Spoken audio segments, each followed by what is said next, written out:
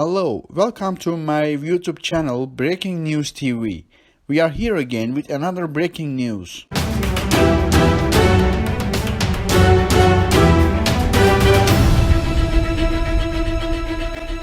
World War III, RAF's fears over accidental Iran nuclear bomb drop exposed in secret letters. The RAF feared they may accidentally drop a faulty nuclear bomb on the likes of Iran or Turkey during a risky weapons movement program, documents seen by Express.co.uk reveal. Dated November 1966, the papers exposed the shocking realities of a World War III situation playing out following the tensions brought on by the Cuban Missile Crisis 4 years earlier. One letter, from the Minister of RAF, to the British Foreign Office, requests permission to pick up 4 unserviceable Redbird Gauntlet assemblies containing radioactive material in the Far East. Redbird was the first British tactical nuclear weapon carried by V-bombers of the Royal Air Force, RAF, and developed under Operational Requirement 1127 in 1961.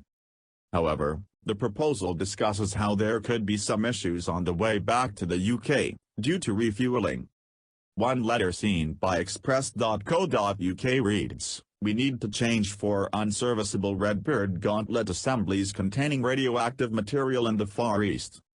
The proposed method is to fly out new assemblies by a Transport Command Britannia aircraft which can then carry the unserviceable items on the return journey. Space on the aircraft would be used to carry other nuclear weapon components which do not contain high explosive or fissile material." The movements are planned to take place in the period November 28 to December 2, 1966. The letter goes on to explain why Turkey and Iran could be under threat during the journey.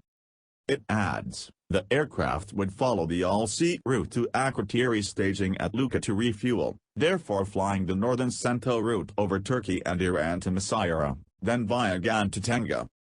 The only risk arises if the aircraft were to crash and catch fire. The limited extent of this risk is as outlined in my minute of June 23, 1966, on a similar movement. The return flight would follow the same route. I should be glad to know that you and the Commonwealth Secretary, to whom I am copying this minute, see no obligation to this flight. George Thompson, who was serving as part of Harold Wilson's cabinet at the time, gave the all-clear but said it would be the last of its kind. He wrote back, "Thank you for your minute of October 21. I agree to the movement of the Redbird nuclear weapon components to the Far East and the return of the unserviceable items as you propose. Whilst I appreciate that there is little risk of an accident whilst the aircraft is in transit over Turkey or Iran, the consequences of such an accident could be extremely serious. I hope, therefore, every effort will be made to ensure that this will be the last occasion on which we will use the Easterboat route for this purpose. I propose to warn Her Majesty's ambassadors at Ankara and Tehran and to prepare instructions for urgent transmission to them on the action which that are to take in the event of anything going wrong.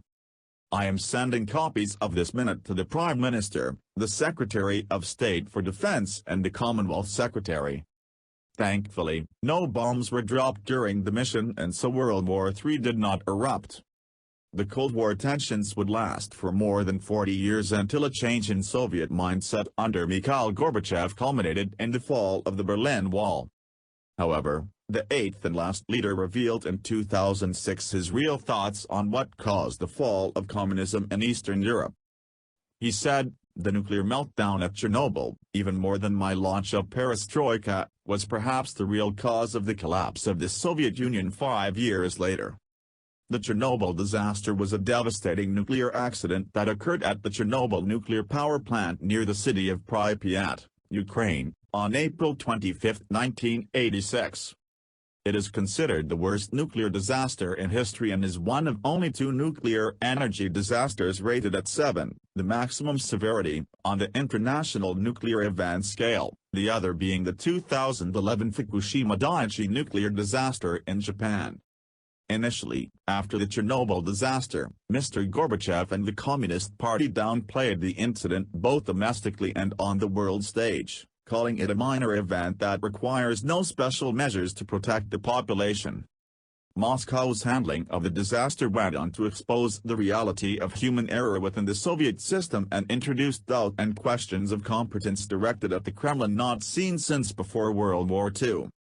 Mr. Gorbachev was unable to recover, and as questions mounted so did the pressure, until eventually the regime collapsed, and the Berlin Wall coming down will forever be seen as the moment symbolizing the Soviet Union's demise.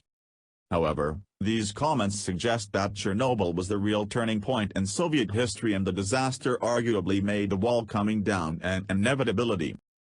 Don't forget to like our video and subscribe for our channel.